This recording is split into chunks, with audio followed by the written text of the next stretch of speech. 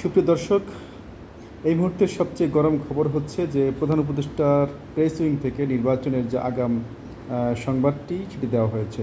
তারা বলছে যে আগামী বছর অর্থাৎ ২৬ সালের রমজানের আগেই জাতীয় নির্বাচন হবে এবং সেই ধরনের প্রিপারেশন সরকারের মধ্যে ইতিমধ্যে নেওয়া হয়েছে। তো আমরা জানি যে বিএনপি সহ অন্যান্য দলগুলো বাংলাদেশে একটি অংশগ্রহণমূলক সুষ্ঠু নির্বাচনের দাবি করে আসছে এবং জামায়াত ইসলামী সহ বিভিন্ন দল পিআর পদ্ধতির নির্বাচনের দাবি করে আসছে। আমরা আশা করি যে এই দলগুলোর মধ্যে অর্থাৎ ফ্যাসিবাদ বিরোধী আন্দোলনের সক্রিয় অংশগ্রহণকারী দলগুলোর মধ্যে একটি সমঝোতা হবে এবং সমঝোতার ভিত্তিতে আগামী নির্বাচন হবে। সেই নির্বাচনে বাংলাদেশের পক্ষের শক্তিগুলোর জয় হবে এবং সেই দলগুলোর থেকে একটা সরকার হবে। সেই সরকারকে ভোট দিয়ে আমরা নির্বাচিত করব। আমাদের গত 15 বছরের যে ভোট প্রদান থেকে বিরত থাকার যে কষ্ট দুঃখ সেইগুলো ভুলে যাব।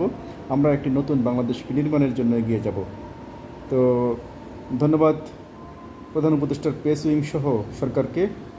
তারা যাতে এই নির্বাচনটিকে একটি এক্সাম্পলারি নির্বাচন হিসেবে পৃথিবীর বুকে রেখে যেতে পারে সে প্রত্যাশা করছি।